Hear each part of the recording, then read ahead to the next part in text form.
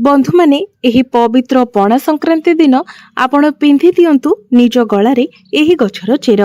आपणको आपणको भाग्यर साथ मिलिबो एवं आपणको जीवन रे चलिथिबा समस्त समस्या एवं आर्थिक समस्या मध्य दूर होई जिवो। आपण जेउ भी क्षेत्र को जिबे सेठी आपणको सफलता प्राप्ति हेबो। बंधु माने आमर हिंदू संस्कृति रे अनेक पौराणिक मान्यता को बहुत अधिक महत्व दिया जायछि। बंधु माने आमर हिंदू शास्त्र रे एपरि किछि वृक्ष मानक विषय रे उल्लेख करा जायछि जो वृक्ष गुड़िक अत्यंत विशेष होई थाए। एपरि अनेक वृक्षलता रही थांती जो माने आमर जीवन रे चालुथिबा अनेक गुड़िके समस्या को दूर करिबारे आमको सहाय्य करि थांती। बंधु माने वृक्षलता को आमे माने देवादेवी भली पूजा करबा सहित वृक्षलतारो आमे एपरि औषध मध्य पाई थाउ जहा आमर जीवन रक्षाकारी भाबरे कार्य करिथाए। एही वृक्षलता आमर अनेक बेमारी को ठीक करिबारे आमको सहाय्य करिथाए। वेद पुराण रे मध्य अनेक वृक्षलता मानक विषय रे उल्लेख करा जायछि जेमिति कि तुलसी गछ, ओस्त गछ, बर गछ एमानकर आम जीवन रे बहुत अधिक महत्व रही थाए। तो बंधु माने आमे माने ओस्त गछर पूजा काहे की करि थाउ कारण वृक्षलता मध्यरे एपरि किछि अलौकिक शक्ति रही थाए जहार प्रभाव रे अल्प समय मध्यरे आपणको अधिक शुभ फल मिली थाए। तो आजिर एही भिडियो रे मो आपणको एपरि किछि वृक्ष विषय रे कहिबाको जाउछि एपरि किछि गछ विषय रे कहिबाको जाउछि जेउ गछ गुड़िकर चेर को जदि आपण एही पवित्र पणा संक्रांति दिन ताबिज रे पुराई निजर गला रे धारण करंती तो खूब शीघ्र आपणको भाग्यर ताला खोली जिवो। तेबे बंधु माने भिडियोटी रे आगो को बढ़िबा पूर्वरु आपण माने भिडियोटी को लाइक करी चैनल टी को सब्सक्राइब करि दियंतु एवं कमेंट बॉक्स रे भक्ति एवं श्रद्धार सहित जय मां लक्ष्मी निश्चय लिखंतु। बंधु माने एही पणा संक्रांति दिनटी को मां लक्ष्मीकर आशीर्वाद प्राप्त करिबा पई सबुठारो भलो दिन बोली माना जाय थाए। जो व्यक्ति माने सिद्धि प्राप्त करिबा पई चाहुछंती शुभ एवं लाभ प्राप्ति करिबा पई चाहुछंती आपण धन धान्य सुख समृद्धि प्राप्ति करिबा पई चाहुछंती आरोग्य प्राप्ति करिबा पई चाहुछंती एवं आपण निज जीवनरु दुर्भाग्य को दूर करिबा पई चाहुछंती सौभाग्य प्राप्ति करिबा पई चाहुछंती समाज रे मान सम्मान प्राप्ति करिबा पई चाहुछंती तो आपण आजिर एही भिडियोटी को शेष पर्यंत निश्चय देखंतु। आजिर एही भिडियो रे मो आपनकु पणा संक्रांति दिन धारण करिबाकु जाउथिबा 5टी चेर विषय रे कहिबे। 5टी चेर मध्यरु कोनोसी गोटिए भी चेर आपण एही दिन धारण करि परिबे। आपणकर समस्त मनोकामना पूर्ण होई जिवो। तो सर्वप्रथमे आपण पणा संक्रांति पूर्व दिन एही गछर चेर को नै आसंतु कारण पणा संक्रांति दिन कोनोसी गछ को कटा जाई न थाए किंबा उपाड़ जाई न थाए सेथिपाई पणा संक्रांति पूर्व दिन ठारू आपण एहार चेर को घर को नै आसंतु। पणा संक्रांति दिन आपण एहाकू पूजा करी चांदीर ताबिज रे पुराई धारण करि परिबे। जदि चांदीर ताबिज नै तो आपण तंबार ताबिज रे मध्य एहाकू पुराई धारण करि परिबे। तो आसंतु जानि नेबा केउ गछर चेर को आपणको एही पणा संक्रांति दिन धारण करिवार अछि जहा फल रे आपणकर समस्त मनोकामना पूर्ण होई परिबो। तो सर्वप्रथम हेउछि चमेलीर चेर। बंधु माने चमेली गछर चेर रे बा मूल रे दैवी शक्ति मानकर वास होई थाए। बंधु माने आपण माने जानिथिबे जे चमेलीर तेल प्रभु हनुमान को अर्पण करा जाई थाए एवं पणा संक्रांति दिन हनुमान जयंती मध्य पडुछि। चमेली गछरे प्रभु हनुमानकर दैवी शक्ति गुड़िक रही थाए। तो आपण जदि प्रभु हनुमान को प्रसन्न करिबा पई चाहुछंती मंत्र सिद्धि करिबा पई चाहुछंती आरोग्य प्राप्ति करिबा पई चाहुछंती तो आपण पणा संक्रांति पूर्व दिन ठारू चमेलीर चेर को नै आसंतु एवं पणा संक्रांति दिन एहाकू भलो भाबरे धोई गंगा जल छिंची विधि विधान पूर्वक पूजा करी तापरे एहार चेर को आपण तंबा किंबा चांदीर ताबिज रे पुराई निज गला रे धारण करंतु। एपरि करिबा द्वारा आपणको प्रभु हनुमानकर कृपा प्राप्ति होई थाए। आपणको अलौकिक शक्तिर प्राप्ति होई थाए। आपण सर्वदा निरोग रही थांती। जदि आपणकर बारंबार स्वास्थ्य खराब हेउछि तो सेथिरु मध्य आपणको मुक्ति मिली थाए। द्वितीय रे हेउछि अपमार्कर गछ। एहाको अनेक जगारे गुगुचिया बोली मध्य कहिथांती। बंधु माने एही गछटी प्रायतः प्रत्येक जगारे मिली जाय थाए एवं एही गछटी को आमे समस्ते बहुत साधारण बोली भाबी थाउ तेबे बंधु माने यह साधारण गछ नुहे एथिरे बहुत गुड़िए चमत्कारी शक्ति रही जहाँ आम जीवन में चलुथिबा समस्या को दूर करिबारे आमको सहाय्य करि पारिबो। तेबे बंधु माने एहाको अपामार्ग एथिपाई कुहाजाए कारण एही गछरे थिबा मंजी गुड़िक ओलटा रही थांती सेथिपाई एहाको अपामार्ग कुहाजाए थाए अर्थात यह दुनिया ठारू ओलटा चली थाए। एही अपमार्ग को संत महात्मा माने सबुठारू अधिक व्यवहार करिथांती।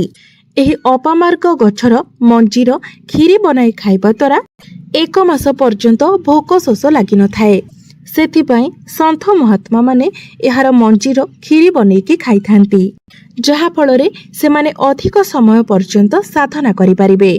तो आपण पणा संक्रांति पूर्व दिन ठारू एहार चेर को आनिकी रखि दियंतु एवं पणा संक्रांति दिन एहार चेर को धोई गंगा जल छिंची विधि विधान पूर्वक पूजार्चना करी तापरे एहाको ताबिज रे पुराई आपण निजर गळारे धारण करंतु।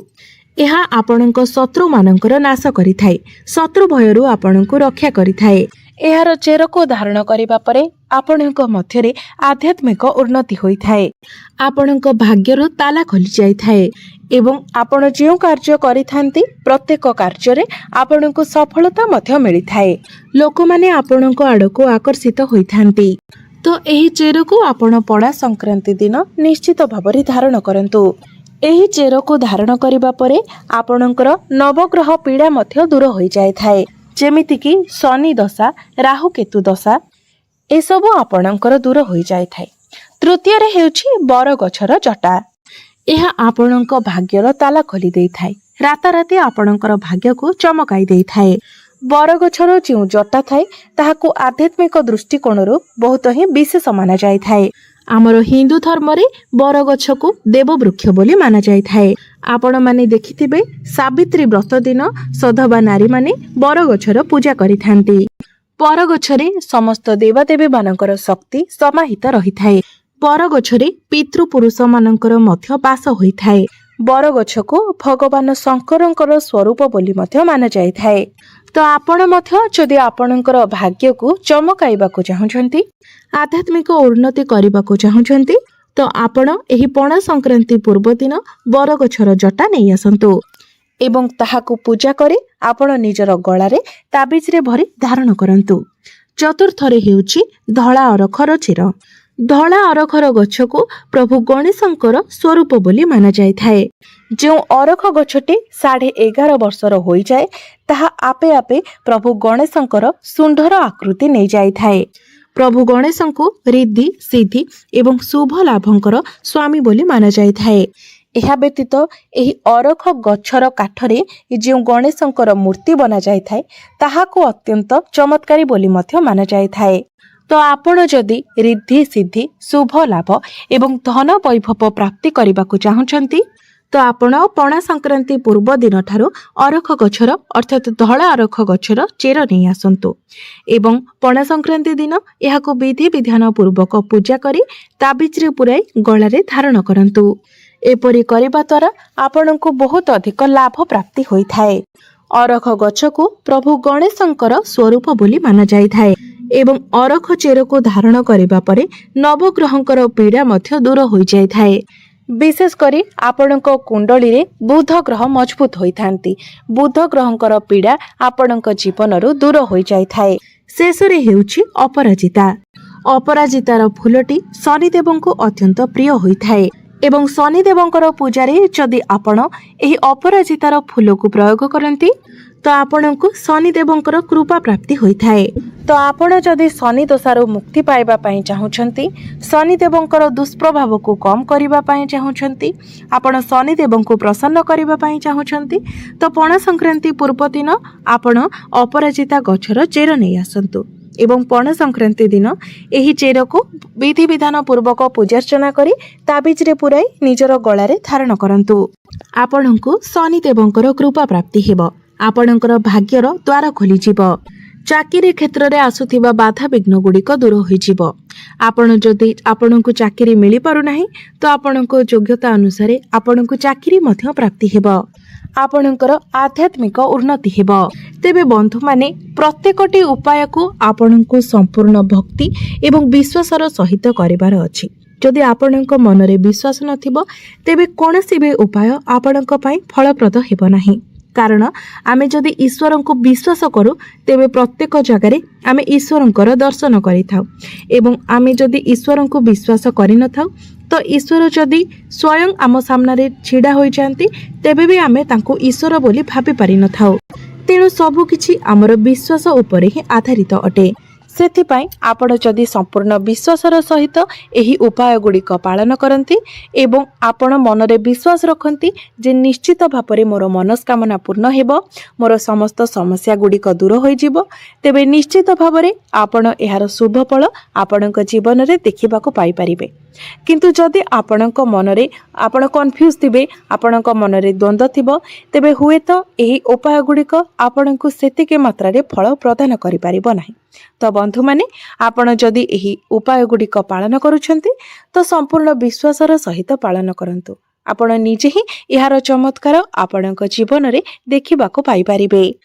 तेबे बंधु माने एही पवित्र पणा संक्रांति दिन एही 5 गोटी चेर मध्यरु आपण कोनोसी गोटिए चेर निजर आवश्यकता अनुसार धारण करंतु। देखिबे निश्चित भावरे आपणक जीवन रे जे सब समस्या चलीथिबो से गुड़िक दूर हो जिवो, आपणको ईश्वरंकर कृपा प्राप्ति हेबो। पणा संक्रांति दिनटिकु अत्यंत शुभ बोली माना जाय थाय। आमर हिंदू धर्म रे पणा संक्रांतिर विशेष महत्व रहिछि।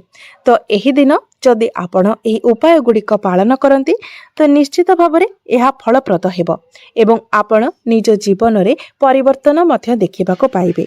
तो बंधु माने मोर एही भिडियोटी जदि आपण मानकु भल लागि थाए तो भिडियोटी को लाइक करी चैनल टी को सब्सक्राइब करि देबे एवं कमेंट बॉक्स रे भक्ति एवं श्रद्धार सहित जय मां लक्ष्मी निश्चय लिखिबे।